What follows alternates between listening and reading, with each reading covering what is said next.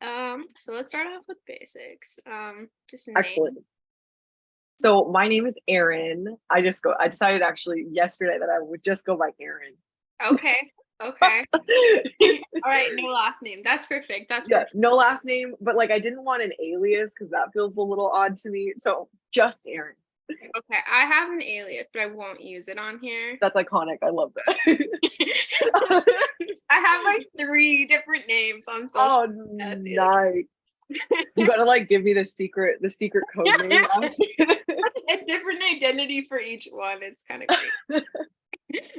Yeah, so my name's Rocio. And so I'll go by my first name too, but I'll put my full name like on the description. Perfect. But yeah, I do have 3 different Instagrams and 2 different TikToks. So I felt that. so yeah. Okay, cool. Well, I wanted to bring you on today to talk a little bit about your like I know are you still enrolled in like your film program at Yes, I am about to go into my final semester. So I graduate in December. That's awesome. So, okay, Yeah. so walk me through the steps. You went to undergrad and then you majored in what? Yes. So I started off in undergrad. I majored in film studies, which it was technically visual and performing arts with Mhm, an emphasis in film studies because the program emphasized cross collaboration across all of the areas. mhm. So I started there. And then after that, I went to USC for an MFA in film and TV production. Okay, okay. And And then so I started in Colorado. So I got my undergrad in Colorado and then I moved to Los Angeles and now I live here and I'm, yeah, that's it's, so cool. yeah. That jump to me, I think because I don't know if I was reading your like, and we'll get into this too, like your online Mhm. magazine or something, but I think I read Yeah, yeah. something like that and I was like, that's crazy. Like, like how did you know like that you I guess wanted to move to LA or Mhm. like what like gave you the sort of feeling like this is kind of where I need to be if I want to make this happen or Mhm. how did that So that's a great question. I with me my whole life, I really love Colorado. I have a lot of Colorado pride. We've just been around a lot because Casa Bonita just got remade or whatever. So, I love Colorado and everything. yeah. And it's not like a diss on the place at all or anything like that. But I Mhm. just think like as a woman of color and as kind of like the first generation of my family that has been able to really emphasize and focus on art as a lifestyle and a career, which I feel like if you're an artist, it's like a lifestyle. It's not just like a career. Okay. And so I always knew that eventually I would have to leave because just the reality is that options are very limited if you want to like grow as an artist or as a filmmaker, or if you want to do things at a higher indie level, Hmm. eventually you're going to have to leave even if you like eventually come back. I feel like I'm very rooted in Los Angeles now.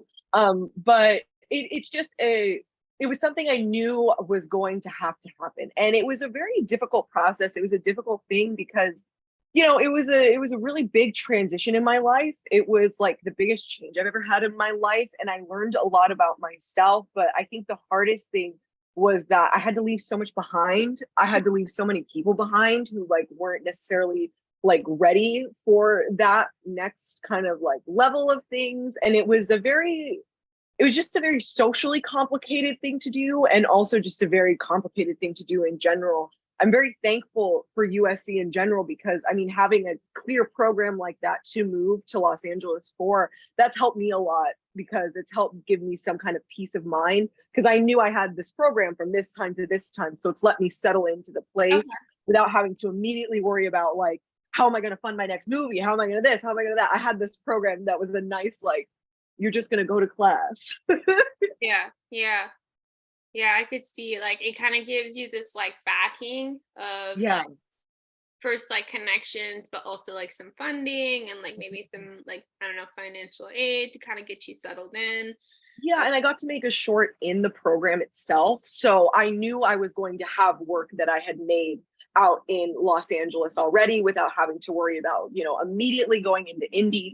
And so it was just, I was really thankful for having that come along as well. But yeah, and I'm happy to talk any more in depth about the process at all, but that was just kind of a TLDR. No. I think I was just curious, and then also just like if anyone else is curious, like what that process may look like like the thought process kind of behind it, and then just like the huge jump from like Colorado to LA is like so sorry. No, go ahead. It's also like it was also really important for me to I try to stay a little bit rooted in Colorado. So I try and stay in contact with, there's an organization out there that helps support me as a filmmaker a lot growing up, and like growing up in like undergrad and everything. And they were the Independent Film Society of Colorado. So I stay pretty in contact with them because I just think, you know, taking art to that next level and making it your career, it's something that you really need a community for. And it's really, really important to like hang on to like where you came from, I think, as well. And also just, oh man, I had another point, but I lost my train of thought. It'll come back. We're staying. But yeah, it's like it's a really huge jump. You just learn a lot about yourself, and it's really scary, but it's something that I think anybody can do for sure. And everybody, I think, should do a little bit in their life. Oh, I remember the point I was going to make. It was really important for me also, though, to develop a sense of community in Los Angeles, because I know there is a lot of crises within Los Angeles about like identity and like, you know, you always hear the like Los Angeles, Hollywood is evil, everybody is fake, this and that. But that's not necessarily a reflection of Los Angeles, the place. I think it's like a lack of community. And so I've tried really, really hard to embed myself in like the community of Los Angeles, especially now that I've moved here and like plan on staying for an extended period of time, you know. I want to be a part of a positive community or an artistic community in Los Angeles, as opposed to a lot of people who I feel like they come and then they just kind of want all these opportunities presented to them, and then they kind of want to like pillage the area and leave. I don't necessarily like vibe with that as much, and I try really hard to develop a community in both places, and they're very different communities, but I think it's important. Yeah, I mean, I think like that's for sure something. So I'm actually originally from LA. Oh, nice. So I'm living in Central Coast, but I spent like the first 25 years of my life in LA. And like I would say for sure, like what you're saying is very true. Like I think there's a lot of perception of like just it being toxic, like, you know, and like everybody wants something from you, which to an extent that's true. And to an extent, but like that's kind of true everywhere too. Everywhere. But it is magnified, I would say, like but I agree with you. It kind of depends like what community you're seeking, like too. And like I think like what your intentionality is too. Like I think like I agree with you. It's easy to find people that let's say like you can kind of tell like what you're saying. Like they just kind of and then like there's kind of another community I have found online. Like that's kind of how I found you. It's like through that's how we it's like there's this, I don't even know how it happened, but I started following this girl, and then like we connected, and then like I saw your stuff, and I was like, oh, like that's really cool, you know. So I started following. I know, and then like we started connecting. So I feel like it depends, like you're saying, and like what kind of community you're seeking, and like I don't know. I mean, I don't know if you want to say like what it is that you seek in a community, especially like a community per se, you know? Yeah, for me, I've always the whole reason I went to college for film and I went that route, because I don't think you necessarily need to for film. But the reason I did was that I was so obsessed with all these. I started off as I wanted to be a concert violinist, but I was always really into film tangentially, like related to, and I watched a lot of classics because of my family, and my grandparents especially were into a lot of older films, which is where I derived a lot of my style from. But like, I really, really wanted that experience that you hear in like the commentary tracks, because I kind of grew up with the film school generations films. And so you always hear we met in college and then we made all these silly films together. And now we're working on, Lord of the Rings or, whatever, whatever. And so that was always what I wanted. I wanted a group where we all grew up together. We all kind of supported each other through, and then we all break in together and blah, blah, blah. And I will say, that's been, honestly, it's been one part. The relationships that I've held on to throughout all of this time have been some of the strongest relationships in my life. Like the people who have known me for a very long time and done this whole transition with me, like they're family to me. You know what I mean? They're just not even friends anymore. But I will say that wish of mine has been, I think, in a lot of ways, the biggest heartbreak of my life as well, because I think as you reach each new level as a filmmaker, there is that inevitable people drop off because they either lose faith in their dreams, they lose faith in themselves, they decide they don't want to do it anymore. All valid, all super valid, but it's something that was interesting to me. So the biggest culture shock, I would say, actually from Los Angeles to Colorado is I found the Colorado environment way more unwelcoming and competitive in like really strange ways than like in very over the top ways compared to my experience in Los Angeles, which has been super interesting because I thought it would be reversed if I'm being like just like on the outside looking in, but yeah. Right. But I guess my question to that do you think that is because like, do you think that's because you're part of this program that kind of like seeks maybe similar minds? Like, and then you're kind of able to filter through that, like depending, like trying to see interesting. I want to be friends with. I love my experience at USC, and I do like a lot. I've developed a lot of really strong friendships and relationships, but I noticed that I will say I think USC I think it kind of enhances the competitive environment, and if it's not something, and if it's not, I don't think it's necessarily something that the school causes. A lot of people kind of say that I think the school participates, but I think it's like a lot of different factors, because I in a lot of ways it's like it's like kind of interesting. It's interesting because it's like everybody, it's like the best film person from everyone's little small town put into like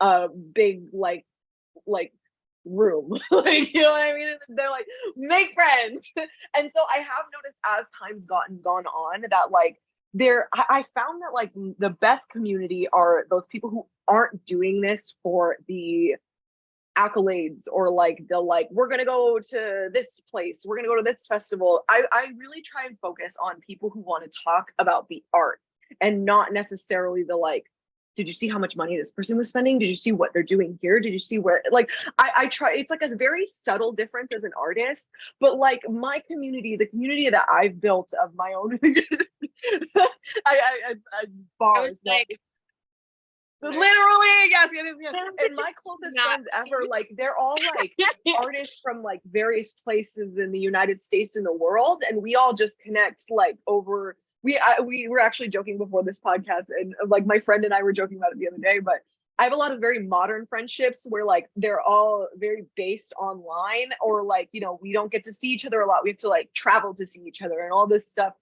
And I think in a way those friendships are more focused on, and the reason I poured a lot of energy into those friendships still and felt a little bit isolated and disconnected is that like those friendships I feel like are very film first.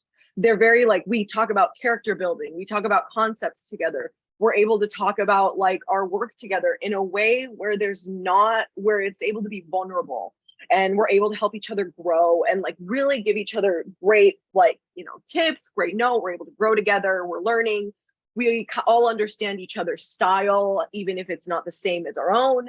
And I find that sometimes when you're trying to connect with people that are like super in person or like in that competitive environment, at times there's like a little bit of a wall up. And so I know in the program itself, I've definitely felt, I kind of took a back seat a little bit. I didn't go very like hardcore because I kind of just wanted to settle in. And also I made the one short and that was fun. But I have noticed that like because I don't have some of these like bigger, shinier, like I'm making a thesis film, I'm doing this, I'm doing that. I've noticed that like sometimes there's a wall up with some of my peers where I find that I struggle sometimes to be vulnerable with other people because sometimes I just really, I don't know how. And it's not like a bad thing. Like it's not like everybody's like super nice and super like friendly, super helpful and everything like that. But I have noticed I think there are people who do it for different reasons, and like I'm just kind of like I'm fine being like indie forever. You know what I mean? Like I'm just like I'm just here. I just always joke like I'm just here making my silly movies, and I don't think I think maybe what I'm trying to say is that I find that there sometimes is a perspective lacking, and I felt this in Colorado and in Los Angeles where the environments were the most competitive. Where I don't think people really understand that filmmaking is really important and the arts are really important, but like this isn't something like curing cancer. This isn't something where like it needs to be so serious and earth-shattering. And I think it's just because everybody cares about it a lot. And that's totally fine. But I want people who are able to be vulnerable and who are able to like grow with you, as opposed to people who are just kind of like checking in to like make sure you guys are like at the same place as you guys are going along the journey. If that all makes sense. No, it does. It does. It makes a lot of sense. And I think that like is something for sure. Like when you do something like there's so much like whatever you decide to commit to, whether that's like yeah, like filmmaking or you know, if you want to do, you know, production or if you want to, I don't know, like do fashion or if you want like do marketing for like, you know, certain brands or if you want to try to think of other things too, like And I think you're totally right. I think it's definitely, I think it's like a reflection on the human condition more than anything, where like it doesn't matter what environment you're in, whether it's the arts or whether it's like corporate or whether it's anything like that. You always get this, you just get like everybody like just human emotions involved. And I think drama is the human condition as a storyteller and a filmmaker, you know what I mean?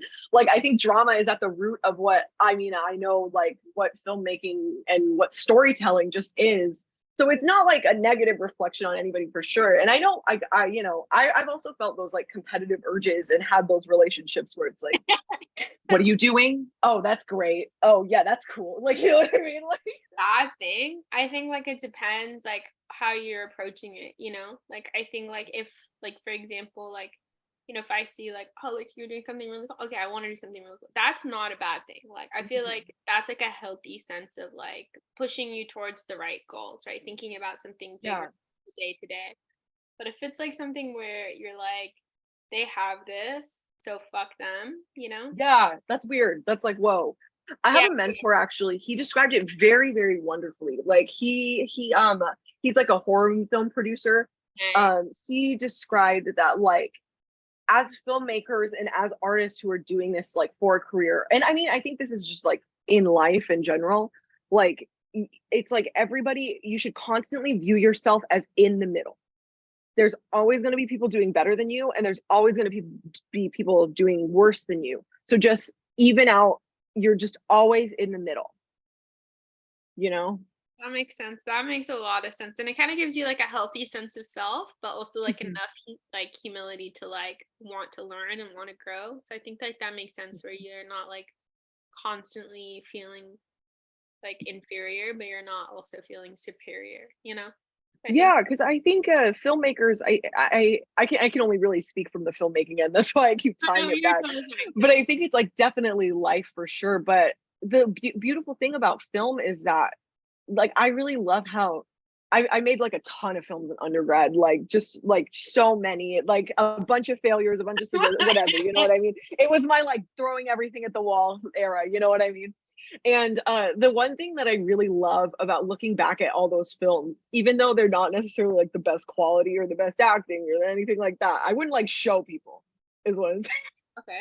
But the beautiful thing is that like I can see my perspectives change and I can see what I want to say change and I can see so much about myself. So in a way, I'm just as an artist, I always recommend and what I always try to do is be as authentic as I want to be as authentic in the moment as I am able to feel. I want to get everything out super how I'm feeling in that moment, because it not only gives me like something beautiful to look back on and kind of understand what I was going through, but it's also like if other people are feeling really isolated in the way I was, or like if people, you know, I want people to feel seen, I guess. And sometimes I know in my own personal life, like whether it's been like my whole life, but I've always felt really isolated from my peers. And so I know in a lot of ways, filmmaking was a way for me to be seen in terms of like how I feel. Yeah. No, I think that's definitely like, I mean, I don't know if I can mention it, but like I'll edit it this part out if I can. But like Oh no, whatever, it's I'll totally edit fine. I can't. But yeah, so like your small film, like the one that I Oh yeah, we can talk about the okay, Death of okay. I was like Socrates. really scared. I was like, I won't. Yes, I was I like, just didn't want in editing for you to just see me just like sitting here like dissociating. that's a good goal. No, no. No, so I was gonna say, your short film, Death of Yeah. Socrates. Um, you can always stop me too, if I'm like, but Oh no, I'm happy. Like, ask me anything. I'm an open book. Like okay, no, anything. no, yeah. So the line that stuck with me the most was like when he's talking to like I think it was Plato, right? Crito. Okay, Plato. So it's like they're on opposite sides of the table, right? And he's Mhm, like, well, basically the gist is like how you've gone on before like me, because this is like his mentor, right?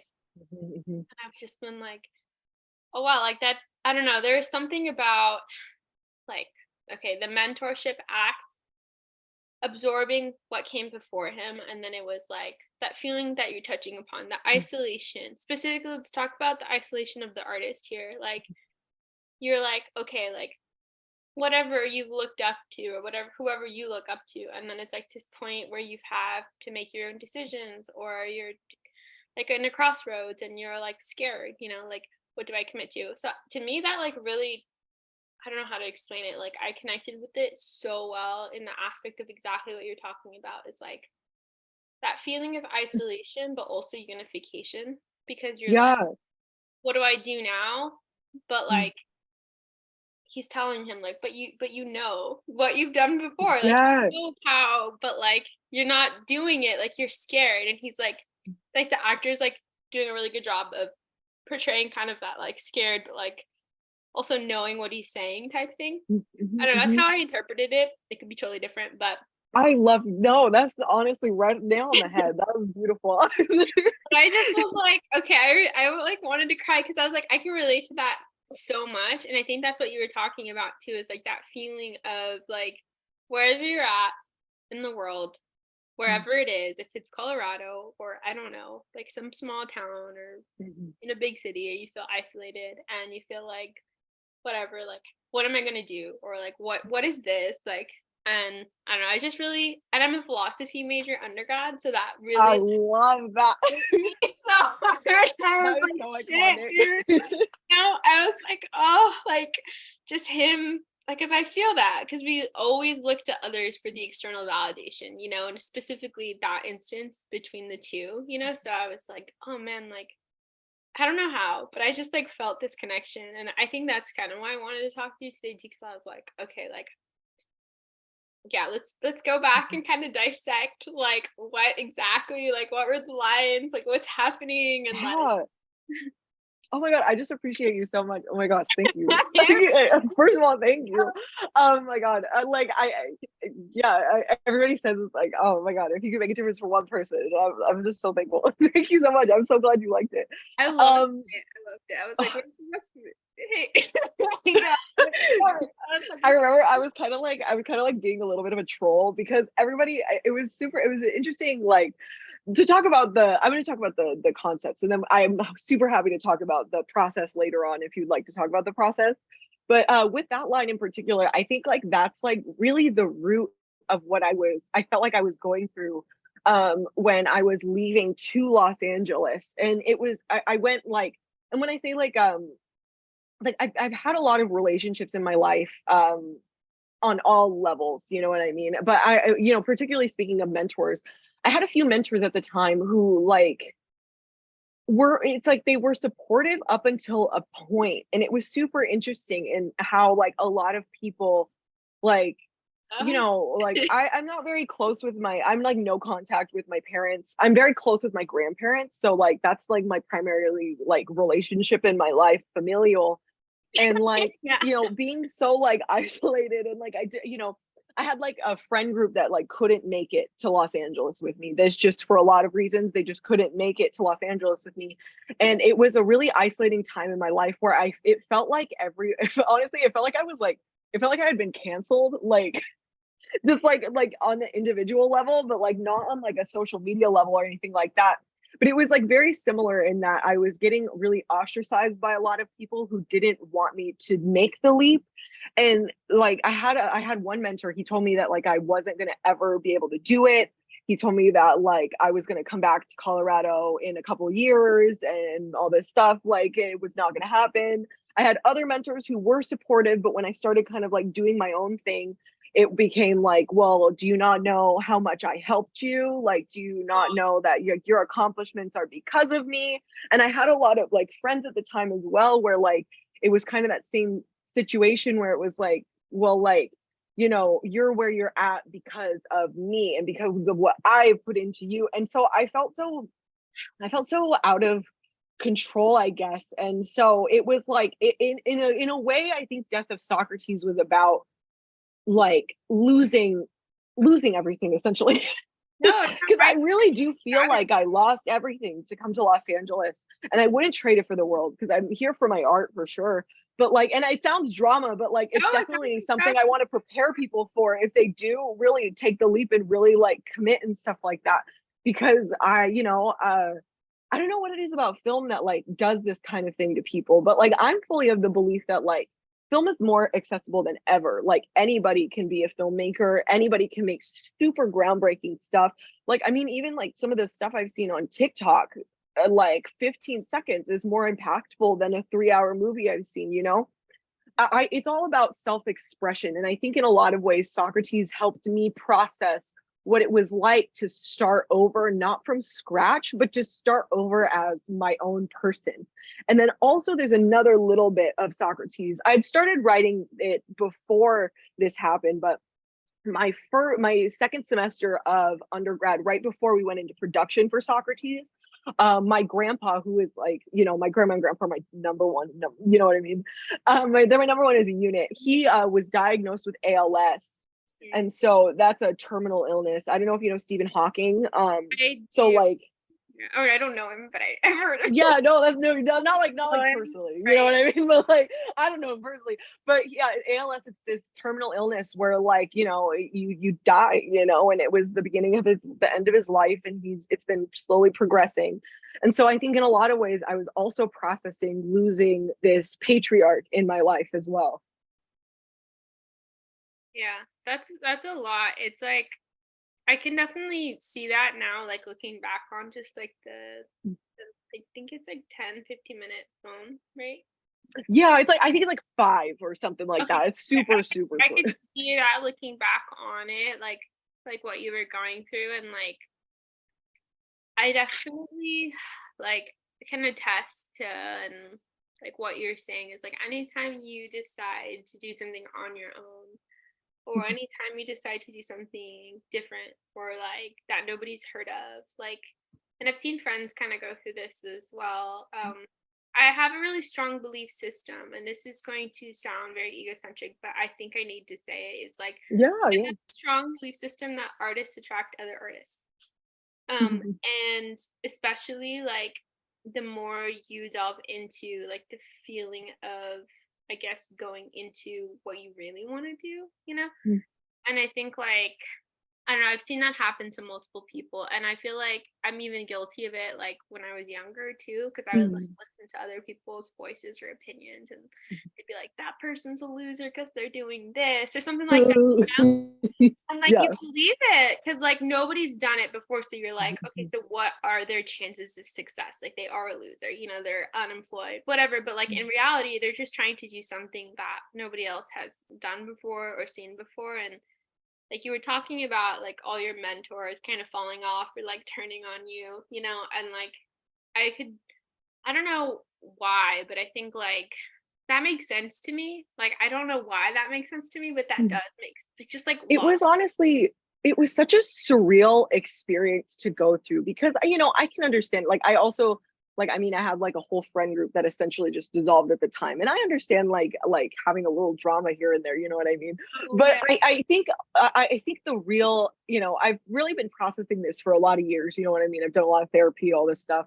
Like, and like one of the things I've realized is that like, and this is true, I think, for a lot of people, but I think my experience also was definitely heightened because, I'm a very privileged woman of color, but I'm still a woman of color. And I think being a woman of color, wanting to do things her own way, standing up for herself, like not really needing, the validation from other people to keep going, that makes people feel some type of way. And it just is what it is. And it's like, it's a weird thing to have to be able to like verbalize and admit. But I think it's even true for women. I've mentored some like younger filmmakers who are now about to go into their grad school for the first time, and one of them is actually a close friend of mine, and she's about to go into the class where I made Socrates, so she's about to make her whatever her film is.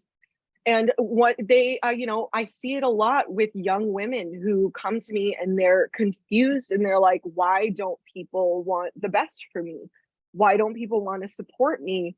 And I think, it's a big struggle, and it's something that female artists really do go through. It's a huge thing. And I like that's what I was saying. It makes actually rational sense to me too, because like there's a quote, it's like on TikTok talking about TikTok. Oh yeah, Like it's like love TikTok. whenever you change, you force the people around you to adjust.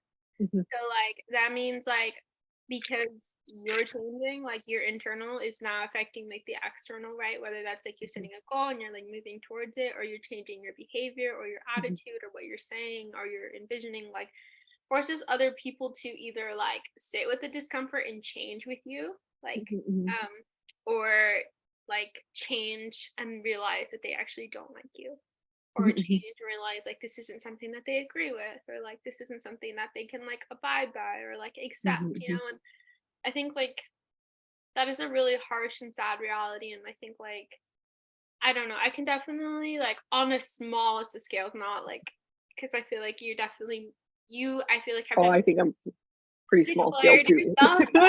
No, but you've like kind of you've kind of now are living this where you're like, I'm an artist, I'm going to Mhm, pursue this career and as a hobby and everything in one, you know. And I think mhm. like at least for me, like I only did like a little bit, you know, like I did like when I was a lot younger, I did some modeling and then I did some art stuff, Iconic. you know. And then like even then like I got a lot of hate, but I was never like Mhm. full like ripping off of like this is what I'm gonna be like, Yeah. you know. Like, you know, like it wasn't like that, so I can't even imagine like the amount of kind of resistance you would meet when you Mhm. are like going in one direction. Does that make sense? But I Yeah, have, and yeah. it's extremely surreal. Like, I mean, and I think like like me choosing to do film, it's changed every part of my life. It's like Mhm. I think like it's a big like it's just so surreal to think that something so silly has caused so many like changes in my life. You know what I mean? I think like me choosing to go to Los Angeles to pursue this, you know what I mean? It was the catalyst for me going no contact with my parents. It was Yeah. the catalyst for all this situation that I was talking about. And to think that like I had to like unload all of that to be able to be able to dress people up and play pretend and film playing pretend is very surreal. Oh no, I mean I can't, like that's what I'm saying is like when you rip off the full bandage, but it's also to me it signals, and I don't know if this is like corny, but it signals like how uncomfortable they are with themselves, like because it's Yeah. like that discomfort of like you genuinely doing something that you want to do and not something that somebody's telling you to do, and like taking that risk is like probably the scariest thing a person can do, you know, Mhm. maybe other than like losing someone that they're very close to, you know. Mhm, But mhm. it's like that's definitely, especially like yeah, like you're saying, like a young woman of color, like moving, pursuing their dreams. Like I think, yeah, it can cause a lot of insecurity, but just in general, like discomfort. Like I think, and um, that's like really sad. But at the same time, I'm like, from at least like the artistic perspective, like what we're talking about, it kind of makes sense. Like you're just like, no, Mhm. like you've decided to do something, and so then like everything around you is either going to like fall into place or come to you or kind of fall off, you know, Mhm. naturally. But Mhm. I think like that's sad that it had to get to that level. But also like I don't know, Yeah, and like I think it's like something, though, I try to be very honest about my experience so people can feel seen, because I think it's something that a lot of people go through but feel very uncomfortable talking about because, humans are all about community and everything. And I think we're all trying to figure out what that looks like in our very yeah, modern world where we can access so much of the world at a drop of a hat, whether it's through social media or travel or etc. yeah, That, I think just any artist, if you are going through that, you know what I mean, or if that it comes to that phase, because I think every artist will go through that. It's, it doesn't mean there's anything wrong with you or what you're doing. You know what I mean? no, I think you're 100% right. I think like I said, I've had friends or like people I've talked to like go through a very similar thing, and like I'm even guilty of listening to other people because Mhm. I think like my heart is like probably like artist slash like Mhm. intellectual, if that makes sense. So I think like Iconic. I think at first when someone tells me this, like my reaction is very accepting, you know, but I think it's because we're on the same like Mhm. wave of thinking. Wavelength. We really like, yeah. Yeah. Mhm. Yeah. And then I think like then if like especially when I was younger, if somebody else, like my parents, like disapproved of this person or my sisters or something somebody said, then I would be like another voice of negativity. So I would like switch from being super encouraging and be like, yeah, you can do whatever you want. And then like, I'd get fed this information and then I'd be like, well, like, how are you going to make it? And Mhm. I'm like, now looking back on that, I'm like, oh, that breaks my heart because like that person is so looking for like even the Mhm. little bits of affirmation and safety, you know, as they're going through that process of like overcoming challenges, whether that's like as an entrepreneur or an artist or whatever, because I think they kind of are both hand in hand. Yeah, yeah, yeah, for sure. So I think like, yeah, lesson learned on that is like, don't kind of become what you don't like or what like was done Mhm. to you, you know? And I think like, Yeah, and don't be too hard on yourself, because I think it's also like, being comfortable with. I mean, it's hard. It's hard to take that middle path. Like I know I struggle with it, with like always feeling like, okay, there are always going to be people ahead, always going to be people behind. I'm constantly in the middle. I feel like that's like it's never like a state you reach where you are like, I've accepted that and I'm good. I feel like it's a constant practice where you constantly have to be like choosing to believe that, like, okay, it's all okay. It's like I'm not going to be upset about the front. I'm not going to be upset about, I'm going to be in the middle. It's a hard thing. So like don't I think all of us, like me too included, we all go through that, and I think it's yeah, so normal. yeah, yeah. I think like I just like hearing like kind of that isolation that you went through. I was like, oh, Mm.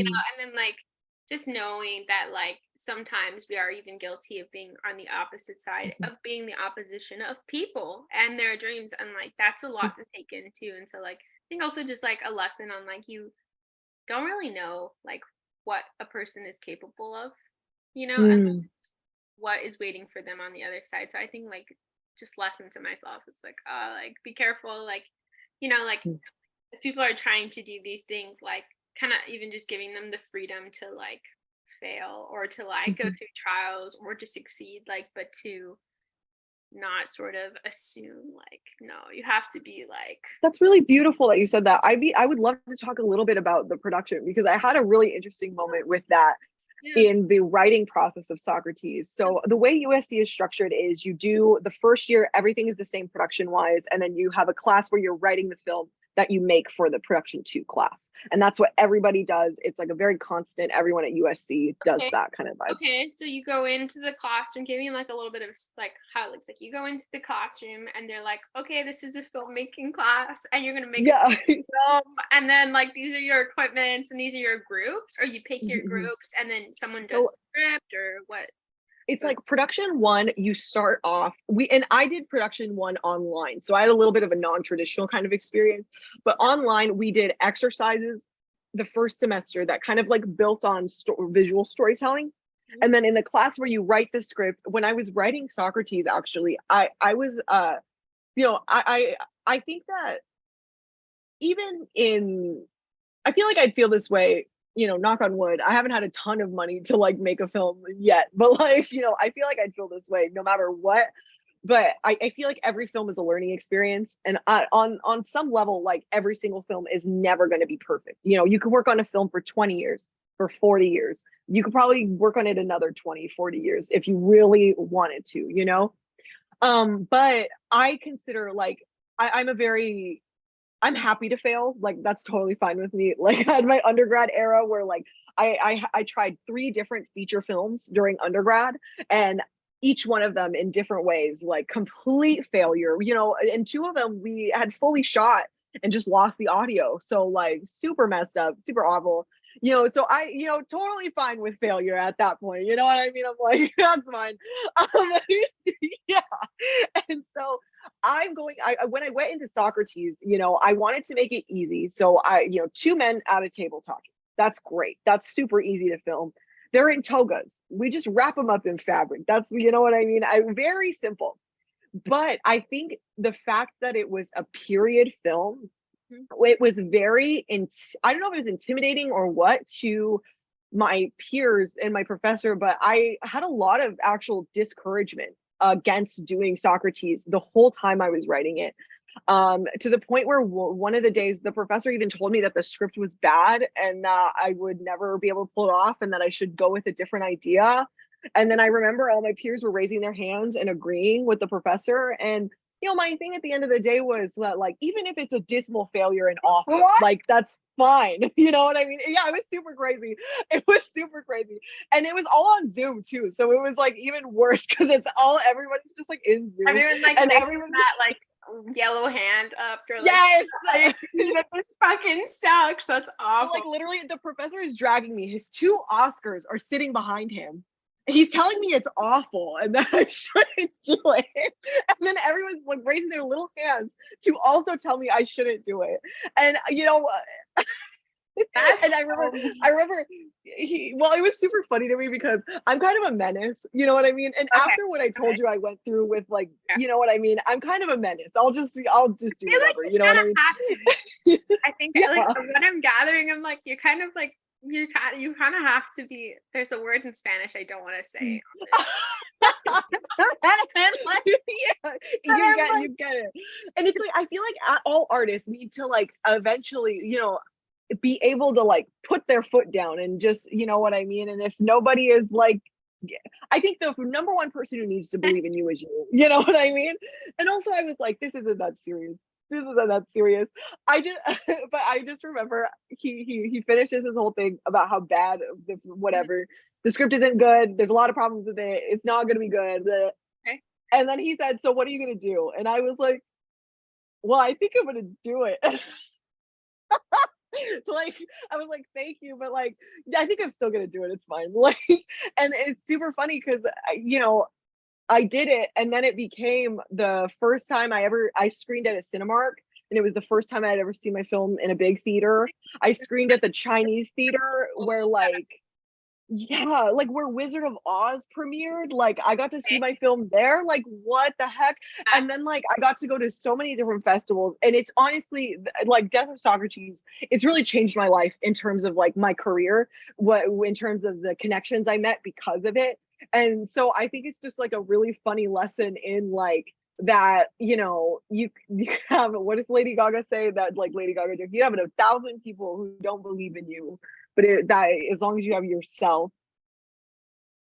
I think at the end of the day, if you think you can do it, you can do it. Doesn't matter what anybody says. I think if you, I think if you like it and Yeah, you want to do it, because I think if you yeah. hate it and you want to do it, you're gonna be fucking miserable. No, that's true. You Yeah, have to yeah. do You it. have to really love it. Yeah, You have yeah, to yeah. If like it. I didn't love film, I would not be doing this. No. Yeah. So I was just like, well, there's a little prerequisite because I wish someone would have told me that prerequisite a little bit before. Yes, At if least you're following your like, passions. you at least have to like it. Like Mhm, maybe not even love, but you at least enjoy it, you know? And I think mhm. like so, but I think you're right. Like if you at least enjoy it and yeah, you believe in yourself, I think you're a force to be reckoned with. But that's funny that he was so adamant, and then I don't even know, he probably didn't even say anything like after when it like screened and No, I did send it to him. I sent it to him. I was like, "Here's my film." I think he maybe said, "Good, okay, great job," or something like that. But he was like, probably I yeah. mean, I just mostly sent it to be a menace. But it's super interesting. There's this, and it's super interesting. There's this, this is what I had to keep reminding myself Yeah. throughout the making process because it was like totally fine actually. It was like honestly, it's definitely my best film, and like the process was pretty smooth. Like I'm not super.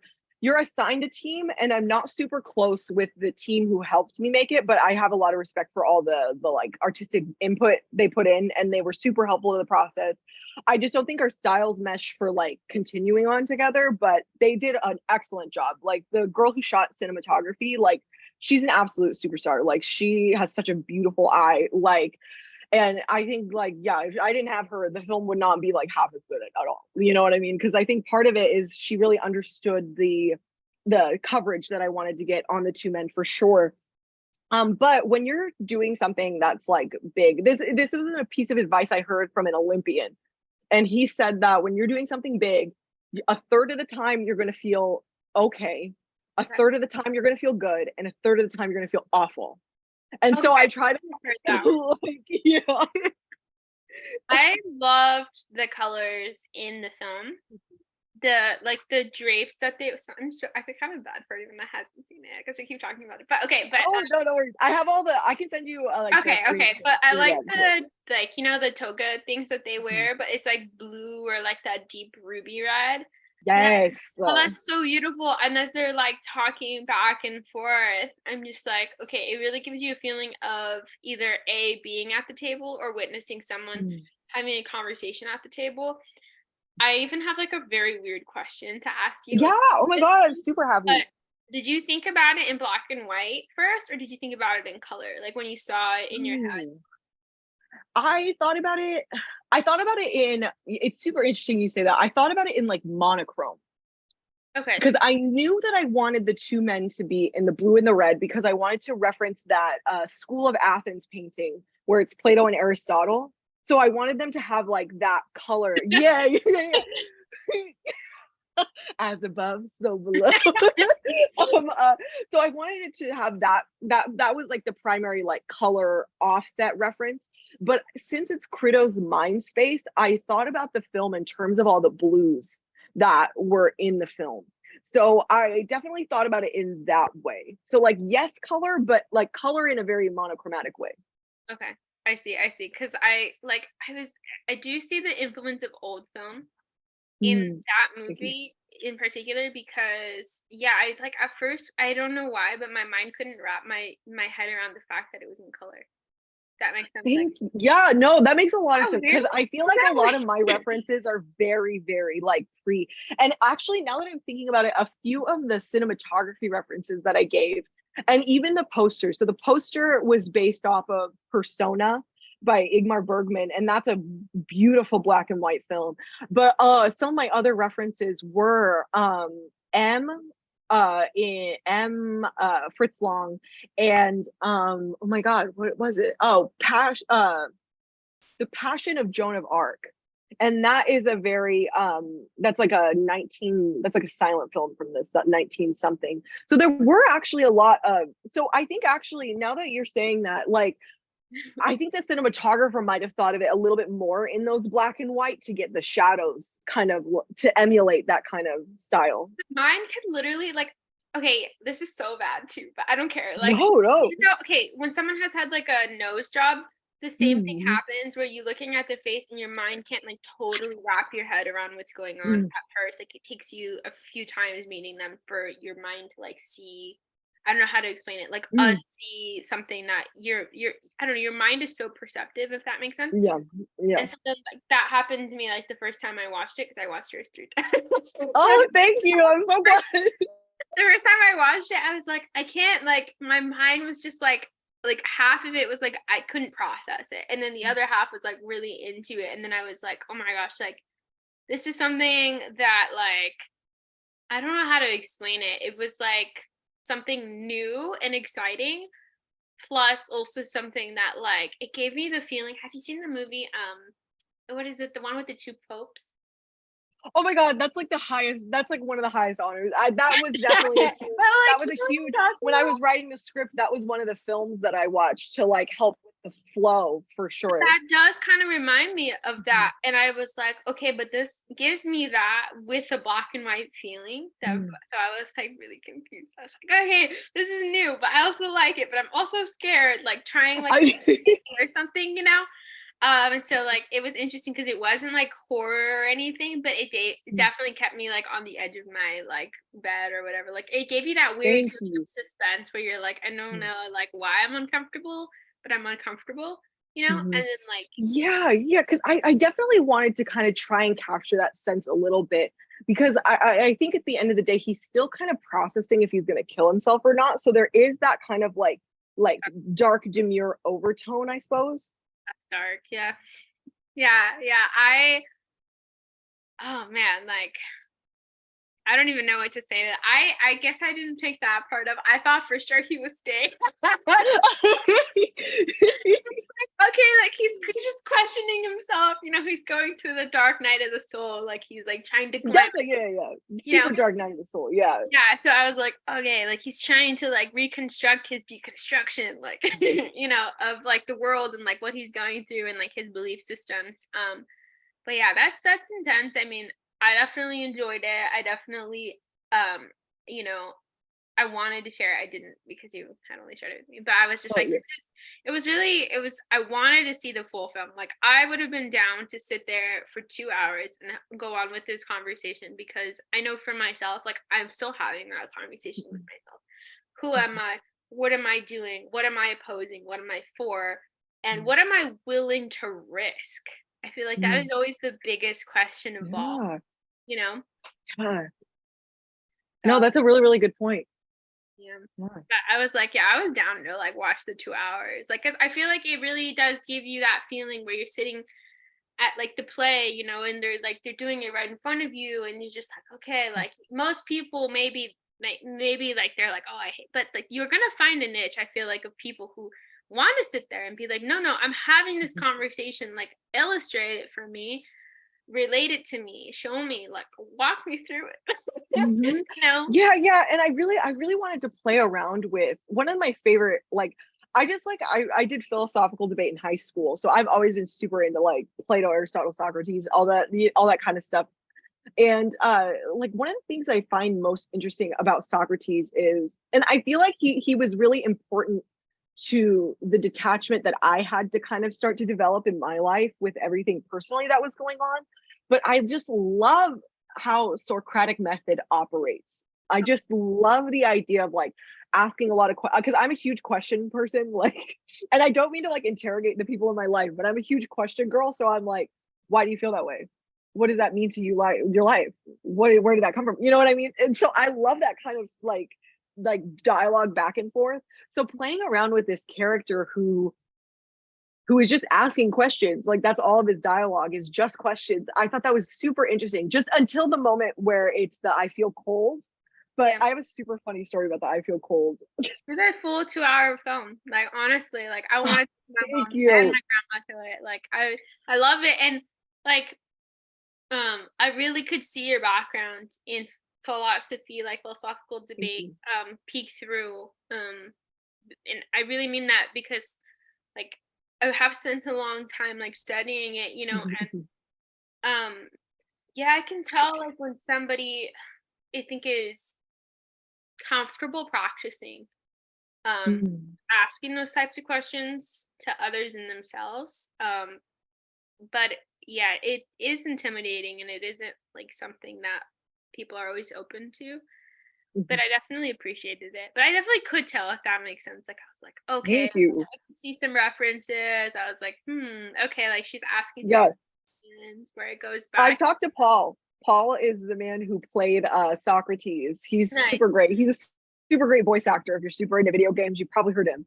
But he They're both I keep talking great. about They're like both great. kind of, oh, I love also Augustine too. I super love Augustine. He plays he plays Crito, and they've just both become like two, they're just so important to me. Like, and I keep mentioning, I'm like, guys, we're gonna do the 3 hour The whole Socrates film. epic about, like, I would love to do that. Like a whole film about like him like getting, like, I want a whole film about Socrates all the way through.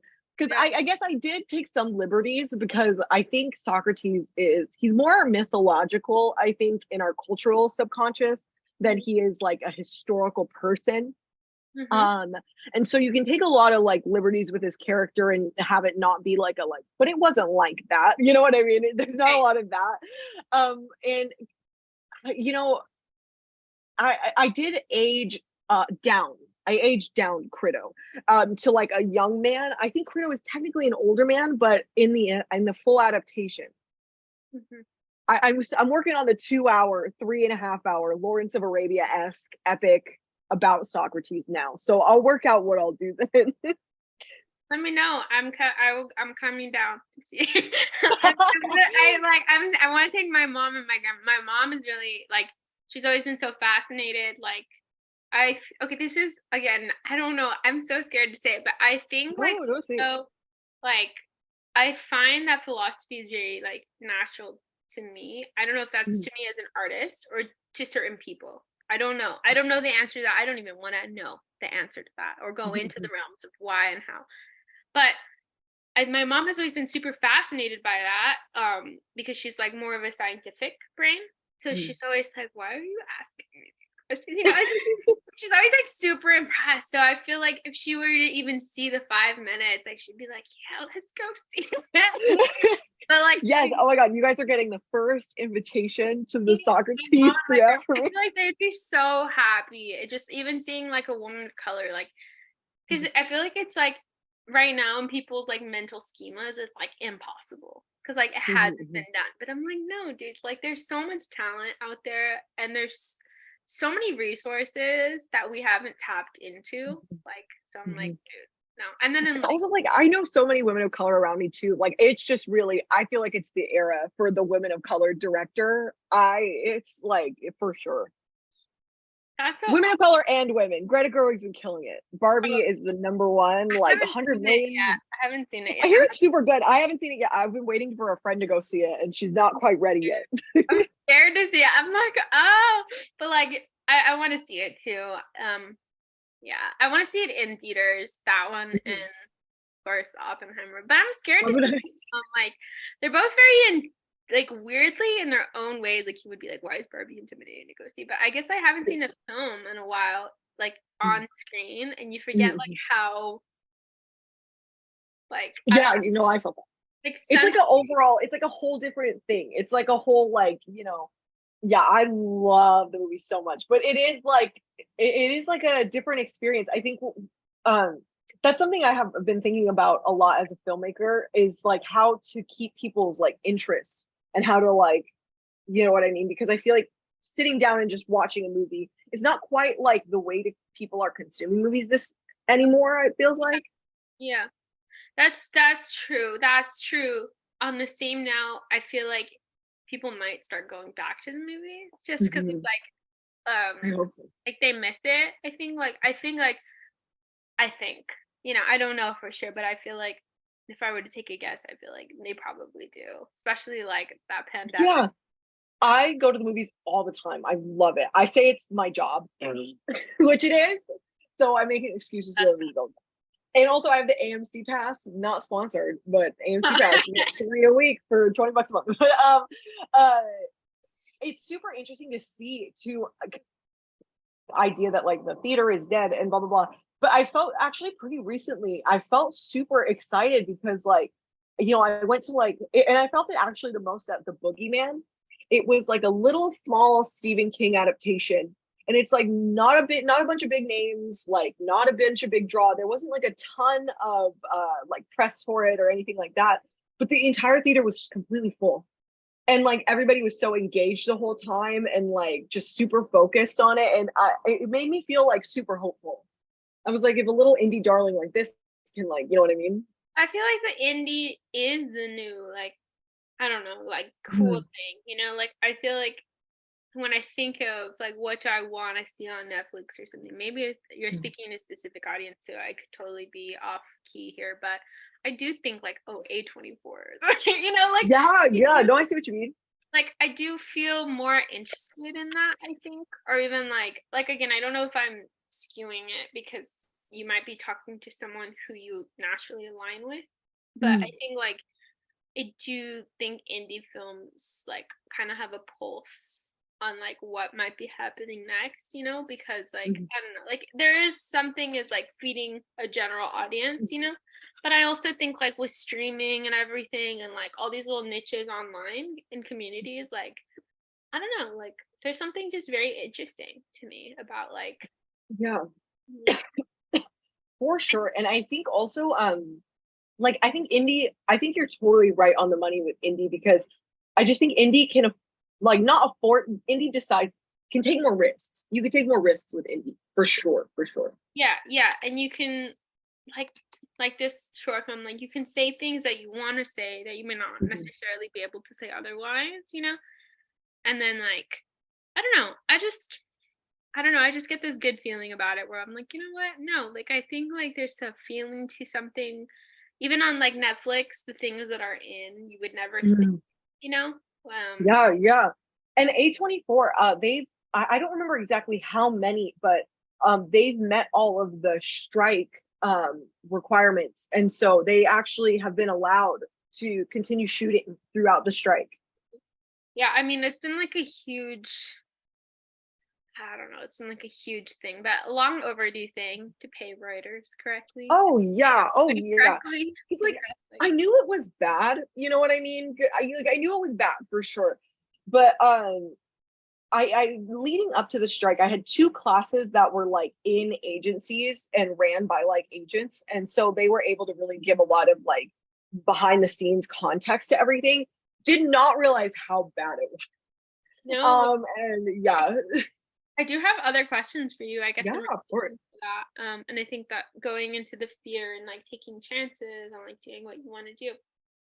Um, I guess my concern, like even with like, I don't know, moving forward with what I want to do, you know, and my own vision of what my life would look like how are you like, I know you kind of said like you're a menace, you know, like, but also like, especially in LA, like it's because I grew up there and I like tried to do, you know, different things. And like oh man, like there are some good people. There are some good people you run into, like random, like really famous, like producers that you're like, I'm Yeah. way underqualified, but are genuinely just love their craft and are good people.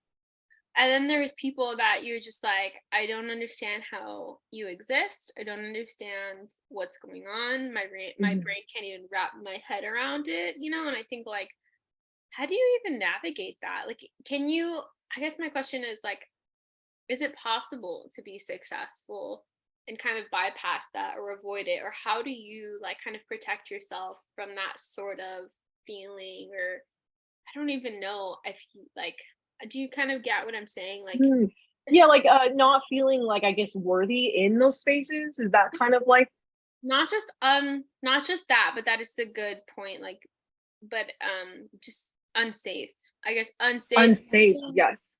unsafe, feeling unheard, feeling like um Mhm. unsafe, I think, is the big one, just feeling like compromised or vulnerable. I would Mhm. say like does that ever kind of cross your mind, or is it something that Mhm. you're naturally just like no, like I won't compromise that, you know, or like I know who to avoid, or like do Mhm. you feel like the school has just done a really good job of kind of like opening resources for you guys that are good avenues? Mhm.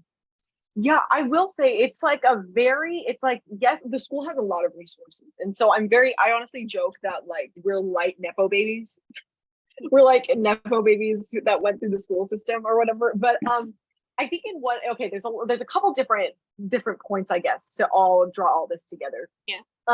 So I would say with the unsafe, I know that I've been doing this exercise with myself where I try to go out alone a lot because I really like being by myself, but also I notice that like sometimes I struggle to feel worthy in spaces, or that I belong in spaces, or I tend to think that I'm intruding on a space as opposed to like I belong in a space. And so I've been trying to exist in spaces without explaining myself. So I think one big thing I always recommend like other people, but especially like I like women of color especially, but I think this could apply to anybody, but I notice it especially with women of color, just being one. You know, you tend to want to over explain like why you're there, what you're doing, why you're valuable. And I think just existing in quiet, like you're going to accept it. And I don't have to explain myself to you. I don't have to explain my decisions to you, is definitely something I've really worked on. And I've noticed in a lot of ways that that kind of starts to curb the people who, you still get people who are weird, like, you know what I mean? And when it goes into like people who are unsafe or people who are like kind of exploitative or people who are a little strange, I tend to notice that the more you're comfortable setting boundaries, the less those kinds of people even try to come up to you. Okay. But in the same vein, it's really important to trust yourself and trust your intuition. But I think another big point I want to make is that I think everybody who really wants to do this in independent film, in like a bigger capacity, in a bigger space, they really need to understand what their boundaries are and what their limits are. So unless you know for yourself what your boundaries are and what you're willing to accept and what you're not willing to accept, or what you're willing to like, you know, if you don't know within yourself, it's going to be kind of impossible for you to navigate those spaces because it'll be really overwhelming. And a little example. So I'm going to try to not go super into detail on this, but I recently had to leave a really big project and I was going to get a lot of money. I was going to be able to fund a multi-year project and like my own personal first feature. Like it was super exciting, super great. The project was super exciting. But I started having to think about things from like, what am I willing to accept? What am I not willing to accept? When I was like starting to be informed of like how the money was going to be earned, it was like a bigger project that I would be filming. And so the bigger project where they were getting funding, I was uncomfortable with a little bit, just with my own leftist ethics. Yeah. And so I had to kind of start kind of questioning those things. And then the producer I'm working with made like some very anti-vax statements to me. And so then I had to really be like, okay, I'm not doing this. I had to step back entirely. And so I think like me understanding what I look for, and there was like other red flags and things like that along the way, but being able to trust my red flags and trust myself and say no was important. But it's super interesting having talked about the situation with a couple of people in my life, just to kind of like see the vibes.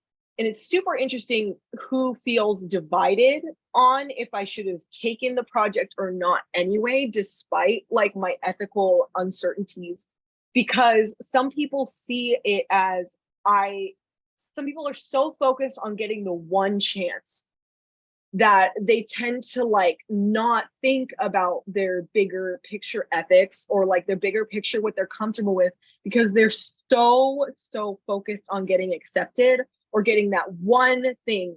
And I know with women of color, there's this fear that if I don't take the first thing that's offered to me, I'm not going to be offered anything else, or like there's not going to be another way. And I think really trusting yourself and trusting that you're allowed to say no, and there is going to be another chance. I love that so much. And I literally just messaged someone about this because, okay, talking about Instagram, how we met. Yes. Someone posted like something like, oh, what are the red flags you look for? And like this in particular, like this post, and this isn't something I always comment on, but like men, and like something I had messaged, and this goes back to what we're talking about, is like something I realized is like men whose mom have done everything for them, and like also like people that have gone through a lot of trauma in relation to poverty. And I mentioned that as someone who's still trying to unlearn that side, you I know. felt that. Yeah. You know, it's like you're operating from the mindset and going into what you're saying of scarcity rather than abundance. And the reason that that's so traumatizing is because exactly what you're saying is like you're willing to compromise your integrity for something that in the end like may put you in a very compromised situation, whether that is a dangerous person or something that you really feel is unethical on different levels. But I definitely can relate to that, and I think like that's a very common feeling, maybe even particular with like people of color, like people from working class backgrounds, people from parents who don't come from like immense wealth, you know, because I find that those people have a totally different mindset and perspective of like the world, and it's a lot healthier too, like to think like just because I lose this boyfriend or just because I lose this project or this film or you know doesn't mean that I'll be a failure forever, but that does mean that I've lost something, right? But also like I agree with you. I'm trying to unlearn that too because might have been like set back, but I'm not stopped. You know what I mean? right. Like, Adopting that is so like I'm still learning that, you know, and like and it's so hard. It's so hard. And also, I mean, it's really hard when, and I will say it's like surreal being in like, I tell people that I can't write satire anymore because of just how absurd I feel like it is to be in film, having not been somebody from a privileged background. Like when you say that like poverty mindset, like I totally like I'm right there with you. Like my family was like homeless for a little bit, like growing up. We were in a trailer, like we were, which like and like you know I had a very disprivileged upbringing, and so these spaces were something that never felt real to me because they were always like my escape. But like now being in these spaces where it's like, oh my god, this is like my favorite actor, or like, oh my god, this is like this person, and like I'm in a situation with them, I'm in a room with them, and it's hard to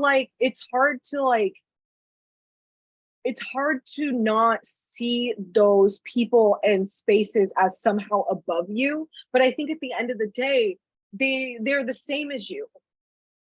You know what I mean? They're yeah, not like better or anything like that. They're just because they're a gatekeeper to this thing that feels important, you know? right. No, and that I think that makes a lot of sense. And I think like going back to like mindsets that aren't helpful or like ideologies that aren't helpful is like something it's like toxic people oftentimes from my experience will also try to like emphasize the difference between you and that person, like oh like yeah right like you could never like what makes you think, who are you to think, or like Yeah.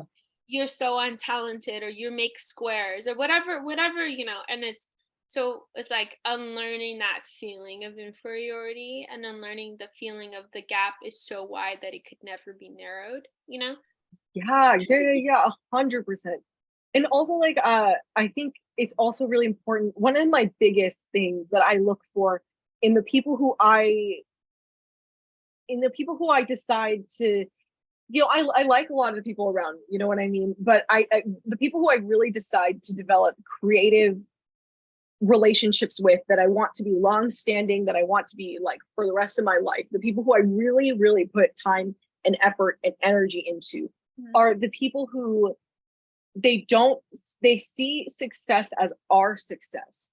They don't see it as like it's like a very subtle difference, and it's something I got from like the bad mentors that I've had. I noticed that like it was never about me and like what I wanted to do or like my story or what I had overcome. It was about what they wanted for me, or like it was about them giving me stuff so I could be their success story. And when I want people around me who are trying to just support me because they believe in me, not because they're trying to get something out of me. And so I mean, and it's a very subtle, and I'd rather be with somebody who can talk. It's like I see the differences in people who talk about the art itself. Like I'd rather talk about the art itself and like what you're trying to go for, the social dynamics you're trying to discuss, what's vulnerable about your art. I'd rather talk to somebody who wants to talk about that than like this is how much money we have, this is what we want to do with festivals, this is how we want to stream it. Oh, you went to this festival, how did you get into that festival, why are you doing that? You know what I mean? Like, it's like super weird. It's like a subtle difference. It's like almost even like a tonal difference when you're talking to people. And then the other thing is, I don't put any energy into anybody who just doesn't get it, doesn't believe me. I've been an actress director for almost, I started doing it when I went to college in, I think, late 2015, 2016. So, I mean, I've been doing this since then. And I've noticed some of my peers, when I say I'm an actress, they're like, oh, how are you acting? Or like, oh, you're an actress? What does that mean? And it's not, it's not something I'm offended by anymore, because, you know, I put in all this time and energy, and I'm so certain of myself. But it is something where if somebody ever comes at me with that, or if people forget that I'm a director actress and are still like, aren't you going to do, like, well, how are you going to make money? Or like, don't you have to do another job first? Like when it's like, and it's like, it's not a bad thing that they're asking these questions. I can't emphasize enough. But it's one of those things where like, okay, you obviously are just not getting, you just don't get it. And I'm not going to put effort into this. I'm not going to explain this. And you know, the friendships I do have, they're the people who are like, oh, Eryn, I haven't seen you in a couple months. How was your acting? How was your directing? That's beautiful. You know what I mean? It's like that subtle difference. That's not subtle. That it feels like there's a pure intentionality behind it. And then like, because they're just trying to connect with you. They're like, hey, yeah, what are you doing? You know, how is what you love? Like, this is what I'm doing. Like, right, you know what I mean? I'm going to tell you about my project. You know what I mean? It's not this like, oh, you're still directing? Oh, you're still acting? Oh, how are you gonna, you know what I mean? Because it's like, we're way past that now. You know what I mean? I am still at the point where I get offended when people talk to me like that, because I'm just, it is a little annoying. Because you're just like, and I've had a lot of that in relation to just to relate to what you're talking about, not to like parlay the conversation, but to like tone it back to what we're saying. But like, I've had a lot of that in relation to like, I think women measuring themselves against like past specifically, you know, to be like, oh, like how why, like, why does he like you? Like, how did you? And you're just like, girl, like, just like, I'm not gonna explain this. Yeah, it's kind of like what you're saying. Like, that question was like, how's your acting? Like, how are you gonna fund it? Like, you almost want to go on the defensive and be like, why are you paying for it? Or why are you? Or like, let me explain myself to you to prove that I am an actor director. And it's like, I definitely used to be in that space. And like, I would say for sure, like sometimes I still get like offended at it, but I just had to realize that it's not a reflection on me. It was super funny, actually. I had like the reverse thing happen, where it will not the reverse, in a different way. Like, I was one of the festivals I went to this summer with Socrates. It was like for the Colorado Springs. I was super excited. It was for the Colorado Springs like city auditorium. I think they were like trying to raise money for the auditorium. Yeah, it was super cute. And I went with a friend, and like, she hasn't made a film for like a few years now, but like, she's still a filmmaker. And so I was introducing her as a filmmaker to everybody, and she expressed like being a little bit nervous about that, because she was like, well, I haven't made a film since like this film back then. And I was like, well, I mean, you're still a filmmaker. Like, you know what I mean? It's not just, I think being an artist is not just about the results you get from your art. It's about being in practice with your art. It's about having a dialogue with your art. And if you're talking about a film you want to make, you're a filmmaker. You know what I mean? Like, that's beautiful. That's beautiful. I love that. I love that. I love that. Like, I love that mentality. And it's true. It's hard though to embrace that. Like, I've only made it. It's hard. 3 people I've seen or something, you know, and then you're like, I don't know, introducing. Because I think it's super interesting. We did one of my mentors, he did this walkthrough in class last semester of Taika Waititi's films, and he did all the way back to like when he was like first starting out, and he showed all of his YouTube shorts. Essentially, they're the worst. I mean, they're like funny, you know what I mean? They're great, but like, I say that with like love. They're like super weird, and like super like, it's just they're friends with a camera. The audio is not very good, but there's still something there that's like the core of who Taika Waititi is as a filmmaker now.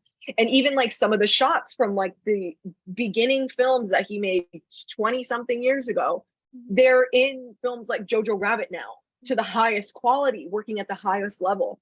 And it's like, I think it's a reflection on, I think, just humans being hard on themselves, that they want to say like, oh, I'm not like the only filmmakers are people who have been to all these festivals and done all this stuff. But you know, I truly believe in social media and arts. Yeah. And like, I think social media is changing the arts in a lot of ways.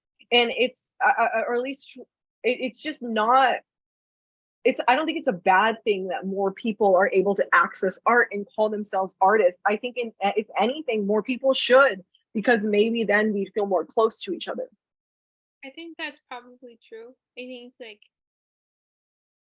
like having a connectivity, and then also like, I don't know, it's something that has really shocked and surprised me, like even with our interactions, or like, you know, people like in, I think like your relative circle is like, or like even from other circles is like, some people, yeah, they won't respond to you, or like they'll kind of just dismiss you or whatever goes. But like some people are really open. Like I think some people like don't realize like how open other people can be if you're genuinely interested in what they have to say or what they're doing. You know? So I think like you're right. Like if you can learn to identify with like that part of yourself, right? Then you learn to then connect more easily with others because you are open. But that's like so difficult for people to even imagine, I think. Yeah. But I definitely agree with that sentiment and that statement of like, yeah, like if you can identify with the artist in you, then you identify with a larger group of people rather than just identifying as, I'm a person who does, I don't know, this job to get by, but I'm not an artist because my work isn't seen, you know. But like if you say, no, like I'm an artist who does this, you know, who's an artist, but I do this to live, like then it changes the even the perspective that people have of you and you have of yourself. Like Yeah. And I also don't think, I don't think people should have to, being an artist is so vulnerable. And so like, I'm so like, anybody who decides to like be vulnerable and put themselves on display, like I feel so like, so honored that I get to like witness that, whether it's I'm the only view or whether like, you know what I mean? It's like, it kind of goes to, not to like jump any questions you might have, but it kind of goes to the philosophy of like, why my friends and I started the Scorpia Magazine. It's because like we felt very we were fully student filmmakers. We started it in undergrad, and it had a couple renditions before Scorpia. But when it started, it came out of this like annoyance that like people were very hard on student films, and people were very like, student films aren't real films, student films are stupid, they're like a waste of time. And we wanted a platform that kind of equated and put everybody up in the same playing field, in the same level, no matter what, like how qualified you are, no matter how much you've done, how little you've done. Because, you know, being a filmmaker who's been able to access craft through, you know, I was able to do undergrad in film studies, I was able to do graduate school at USC. I think knowing the craft of an art is really privileged, because you're able to have the time and the effort and the resources. And so I think at the end of the day, younger artists need to be encouraged, and younger artists or newer artists, you know, no matter what age you are, a young artist can be 80 years old, you know what I mean? But I think artists need to be encouraged and uplifted, as opposed to like, oh, you don't have the latest camera and audio setup for your movie, that's stupid. You know what I mean? I don't care about that. Like some of the best films I've seen have been the worst quality. And now that I'm in this environment where everybody has access to the best everything, I can say fully certainly that that doesn't mean that they're better artists, or that they're saying stuff that's more relevant or more vulnerable. Right. No, that makes a lot of sense. Is like, just because you have the best makeup doesn't mean you're gonna produce like the best, like, you know, like, oh, you're gonna look great. No, like, do you know how to use it? Do you know what you're doing? Do you know what looks good, like on you or other people? Like there's so many different things and elements. Like just because you have all the tools doesn't mean you even have the artistry, which is like kind of a very shitty thing to say, but it's very true. Like you have the tools, you have the vision, you have the tools do you have the skills? How do you hone that in, you know? Yeah, there was this it was the second festival I was at in Colorado, and it was the Indie Spirit Film Festival. It's ran by that organization I talked about earlier. And I went to the Young Filmmaker Showcase, and because I just feel like such a big responsibility as somebody who's starting to like kind of get into film, like making sure that I can be a resource if anybody wants to also kind of go that route. Yeah. And so I like to like make sure I go to like younger filmmaker showcases and everything like that. And it was honestly, it was the most impactful section of the festival. Like it was amazing at how all these high schoolers, like what they put together.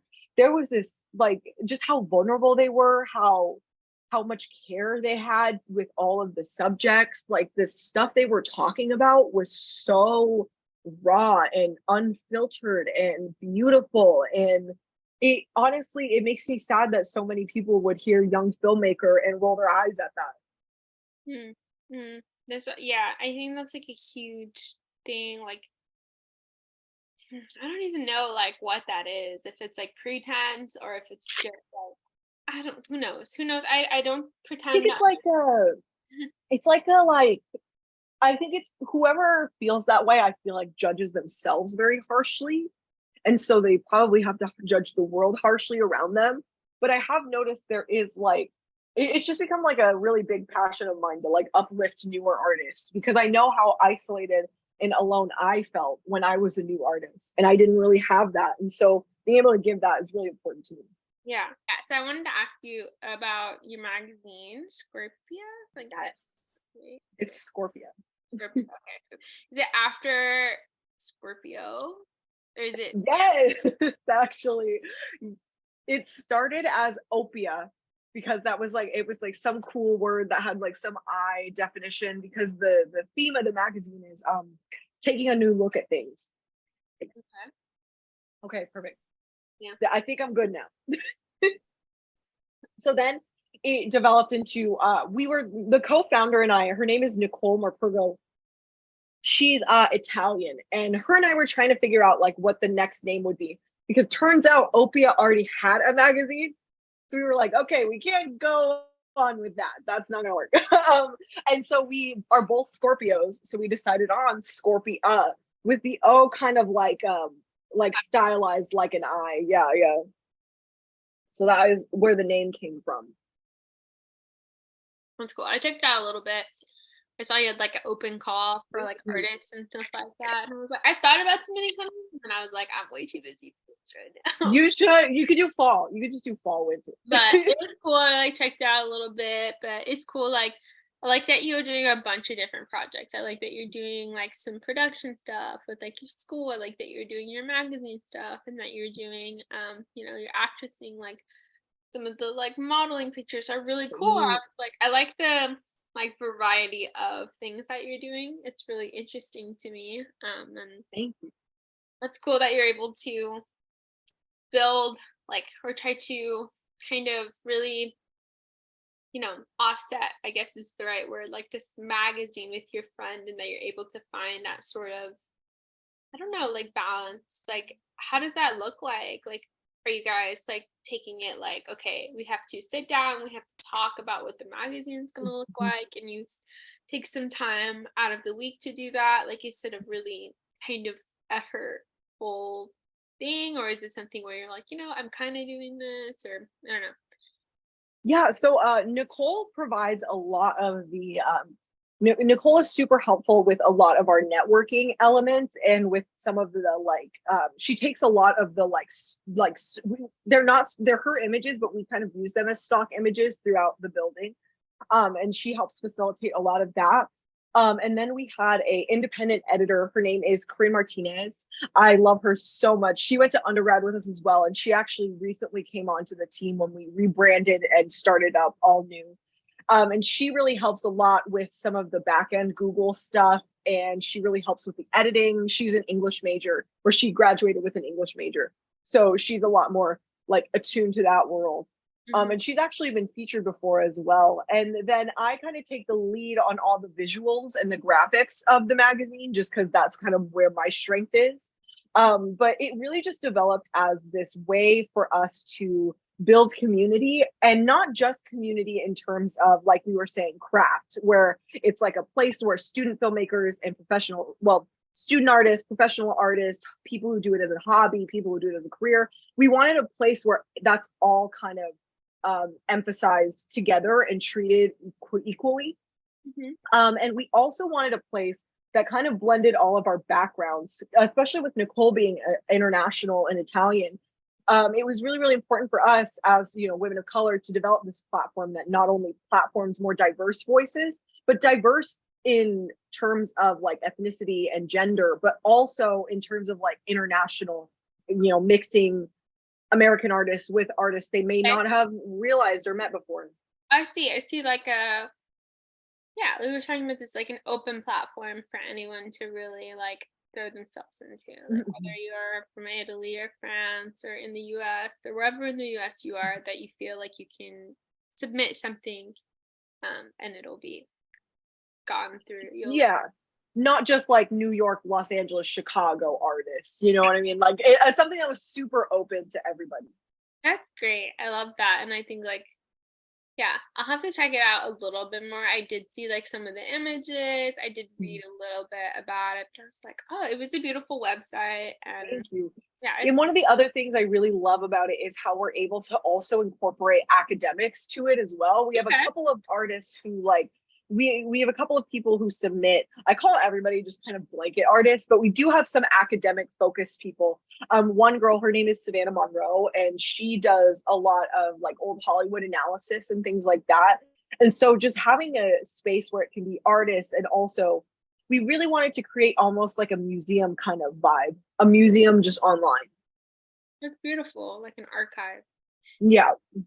Archive. Okay, I can vibe that out. I'd be open to seeing more of it, and like checking it out. I love, like, I don't know, I feel like going back to like Instagram, but it's like it's been such a tool to like meet. Yeah. Like, I don't know, like even just like sitting down talking to you for however long we've been talking. But just like learning so much about other people, like their pursuits, how they live, how they see things. And then like what's interesting, I don't want to, this isn't sponsored, but like Instagram stories, I feel like that for me has been such a thing where like people really connect to the person, not just the post. Like I think that's how like I've connected with the most amount of people, like personally, because it's like, like their stuff can be cool, like they could be like like these huge magazines or like huge platforms or like have a ton of resources, but also like that doesn't make you different, like from like you can like their stuff, they can like your stuff, but it doesn't differentiate the two of you. But like what I've realized is like when you can have a genuine conversation over like a quote or a picture or something you're both interested in, it's like really opens the door to, I think, like a larger conversation, Oh yeah, and I love how like one of the things I really love as an artist is that how accessible social media is for like just connecting to the people who like look at your stuff and vibe with your stuff. I think that's so cool to have as an artist. I mean, definitely we've seen a lot of artists kind of abuse that, but I think on the whole it can be a very powerful and positive tool. Yeah, it can be scary too. But like I think like getting that access, I think, as an artist to like your life and like how the process works. I think that's so great. Yeah, but I think I'm gonna like taking away from this conversation, something I'm taking with me is like be a menace. Yeah, honestly, just be a menace. Just be a menace. Like, but that's so useful because like when you do post any type of vulnerability, whether it's on TikTok, Instagram story, or a post, or a magazine, or a link, or a website, like there's always going to be people, especially people like you were talking about, whether that's mentors or family or people you thought you were close to, that so openly attack you, whether it's super like whether it's like, literal like saying like no, or like what you're saying, or them feeling like entitled, like, oh well then you have to include me, and you're like, bro, you didn't do any of the work, you did not put yourself out there. Like, so think like, yeah, I think it's scary, but I'm taking away from this conversation, like, it's okay. Like, it's okay that it's scary. Like, be a Mhm. menace. And like, people, that's just kind of like what you're saying. It's the human condition is so Mhm. embodied in that sort of opposition to what an Yeah. artist stands for. And that makes sense to me now. Like, I'm like, okay, it was so confusing for a long time, but after talking to you, I'm like, that makes rational sense. Like, because what you're doing is you're making a thesis, like Mhm. literally on life. And then to Yeah. everybody else is like, well, fuck that. Like, I don't stand for that. Like, that's awful. Yeah, I think you have to be really brave to be an artist. You have to have a lot of courage. And I think it's okay. You know what I mean? It's okay to have courage. It's okay to like, it's okay to do what, it's okay to ask for more out of your life, you know?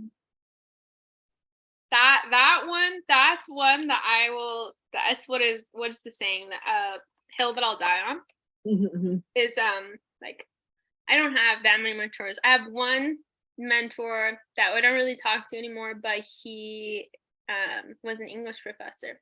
Mhm. This is more of like the writing aspect. But Mhm. he said something to me like, because I was in his office and I had met him when I was like 18. I had just turned 18 and I was at a junior college at that time. And I was in his office and he had all these beautiful books, like what you're saying, all the Mhm. classics, like, just like black with like the gold, like the Harvard Oh, classics. yeah. I just looking at them like, wow, like I could never like, like afford this or could never like hope to. And like I think he saw me like looking at them and he was like, he was like, a lot of the things we don't get in this life because we're too afraid to ask. Mhm. And I was like, You're like, give me all your books right now. I know I didn't ask him to borrow it, but I think he knew. Um, but that's something like I like I'm saying, I do agree with that. Like if you don't ask, you'll never know. And if you ask and the answer is no, then that's a different story. Like you move on. But at least Or like, maybe you asked the wrong person. that too, that happens all the time. Or sometimes something I've noticed is like people can come back to it in a season in their Mhm. life when they're actually available. Like so like Yeah. they ignore you or they may say no first time and then like later they may come back and be like, hey, like, sorry, I was going through all this, or like I just didn't have time to like focus on this. So Oh, yeah. sometimes it's genuinely a timing thing, in terms of like artistry, and like openness. And then And like, like, some people just don't want to do it. And that is also totally fine. that's true. Like, or they're just like, I don't, yeah, exactly. Like they don't want to do that with you, or they're just not comfortable. Mhm. You're like, why should I do this? So sometimes, yeah, you're right. There's an aspect of what you're like saying, humility, the Mhm. middle road. But Yeah, yeah, the middle way. yeah, but yeah. So I guess All I like, know is that I know nothing. uh, yeah, yeah. I think that it's more and more true, especially with like this day and age where everything is so accessible online. Where it's like, and so many people are so entrepreneurial about it, where it's like beforehand it was like you could literally only make something of yourself if you took these pathways, and to a certain extent that's still true because of a lot of the privilege that coincides. And that's how you protect yourself, but Mhm. also um it is also so unpredictable. Like you think this person may make it and then you're totally wrong, and then it's like Mhm. this person that you were like, that sounds crazy or something, and then they like really make something of themselves, you just never thought of that, and so you're just like, wow, like life isn't predictable. Things happen to good people Mhm. and good things happen to bad people. Like it's not Mhm. like some sort of, you know but yeah, we can control what we can control. Yeah. I think trying to wrap this up a little bit, but I guess, trying to think if there's something that you could leave, I guess, for an 18-year-old you. 18-year-old me. 18-year-old you, where you're like going to set, you're leaving high school and you're going to Uh-huh. start college, and or you're not going to start college, depending on the road you decide to take. Um, Uh-huh. I guess like Yeah, if you could talk to that young artist, Oh, or wow. you, like, what would you say to her? And I guess, like, not only what would you say to her, but also, like, would you do things differently than you've done them now? Super interesting. I don't, if I'm being so honest, I don't know what I'd say to her because I feel like lately I've been trying to like incorporate more of her back into me. You know what I mean? So Mm-hmm. I think maybe I just tell her that she has it all figured out because she doesn't have it all figured out and she's okay with that. Mm-hmm. Does that make sense? No, that makes sense. I think that makes sense a lot. I think I'm feeling the same way, where it's like, I realized that when I was younger, I had more of a sense of what I wanted to do before the world talked me out of it. Yeah, she like, and it's like I still feel like I take risks and things like that, but she just yeah, I just being on the other side of it now, it's so interesting because like she just had no idea what she was doing, but that's what she needed. You know what I mean? It was like just keep being brave. That's what I would tell I think that's how I feel too. It's like her. we have that childlike essence. We're so much more, and when you Mm-hmm. don't know what you don't know, you have so much more courage, but also so much hope and Yeah. like faith not only in yourself but like things, if that makes sense. Like you're like, yeah, like I don't know, like there's a sense, I know what you're before. I really think that like like a large part of going back to figuring out what we want has so much to do with like what you're saying, is like going back to that kid that like nobody's talked out of their ideas, Mhm. like to go back to like what you wanted because people like said it was crazy or like ha ha ha, why could you do it? But it's like, no, like that's your heart, like that was you, Mhm. I Yeah, because definitely. she's yeah, the way she put herself out there, it's like something that like I like look back now and I'm like, whoa, you know what I mean? And it got me here. And it's like it's just so crazy. Like, yeah, she's right. You know what I mean? That's neat. That's That's what I amazing. tell her. You were more of a menace. You were more than I was you are now. That's so funny. Well, any other future projects that we should be looking out for? Anything you Yes. want to share? Anything you're kind of like, I don't know, like where can you see yourself, I guess, in the next few years, or where do you hope to see yourself? Well, I'm excited. I have a few projects that I am really focused on for this next few years. Some of them I can talk about now, some of them I can't. But this fall we have our next Scorpia open call. So any artist for fall winter, it releases like literally December, like December 31st. Like so, there's a lot of time. But if you're an artist looking to be platformed to have some kind of community, we would love to have you. And then the other thing I have a project that I'm acting in later next year that I'm really, really excited about that I'll be able to talk about soon. And then I am starting to fundraise for my first feature. It's a period piece. I'm super stoked about it and it'll be super exciting. You can follow my Instagram for all the updates on that though. It's Erryn. It's like I can't really talk a ton about them yet, but they're happening. So Yeah, no, it's fine. I don't want you to share anything you're not. thank That's you. not, yeah. And But thank you so much for this interview. This was so fun. And I can't wait to see it. It was so great to talk.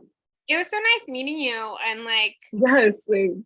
I'm so excited, and I think like I don't know, it's so refreshing to talk to someone with like a similar sort of mindset, or like I don't know how to explain it Well, really. sometimes I feel crazy.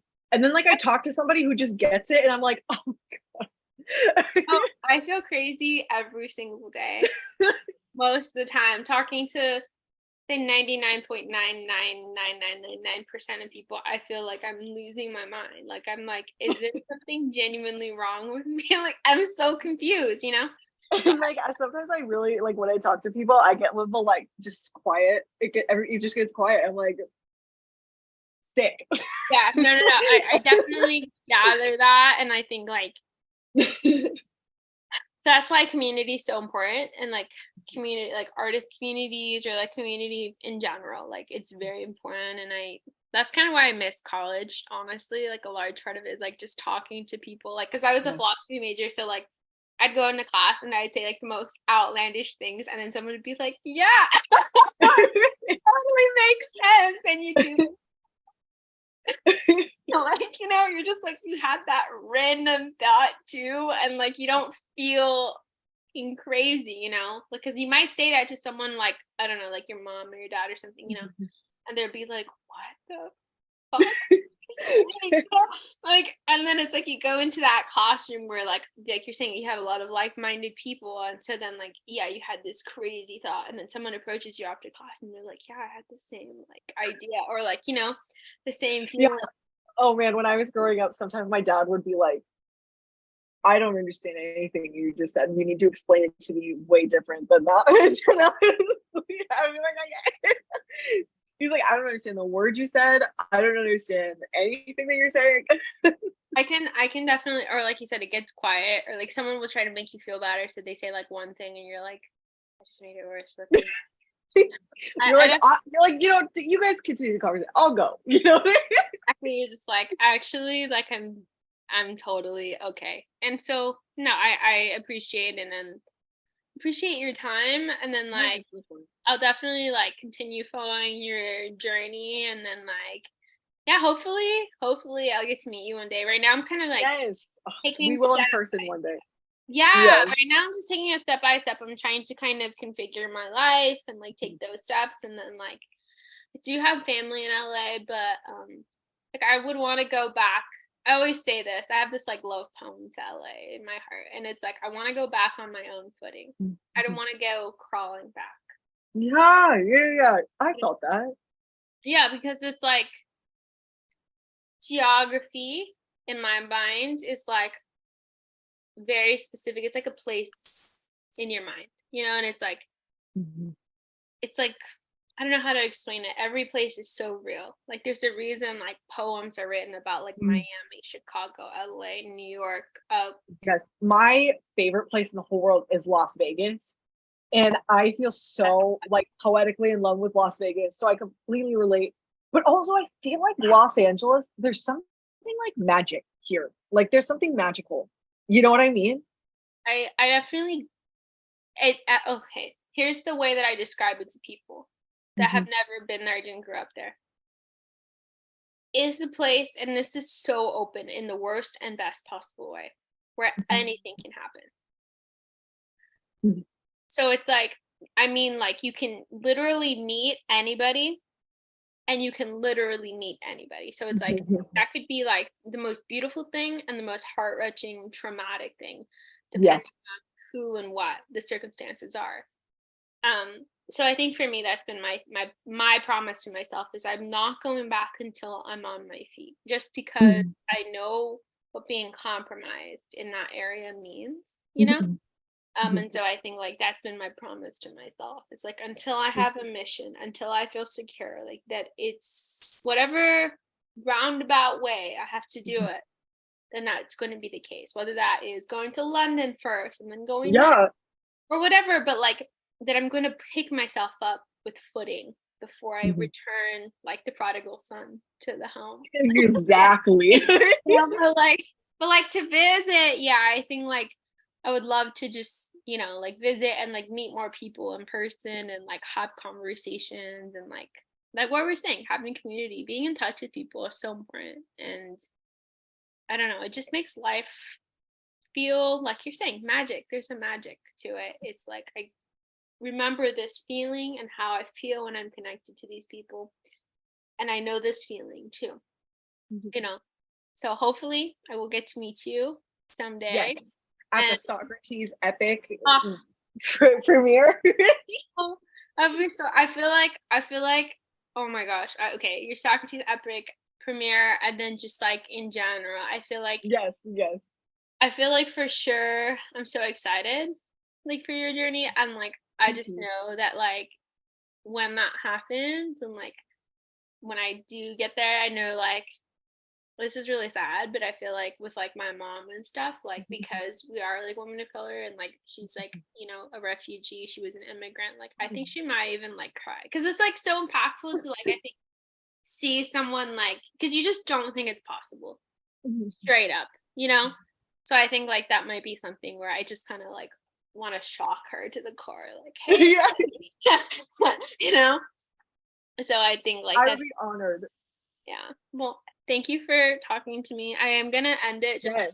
so that Oh you my can do God. your Yes. hike and then we can Thank you. Oh my God. Yes. go on about our day and then yeah. Well, it was nice talking to you. I'm Thank you for having me. Yes. Have a great rest of the day. gonna Yes.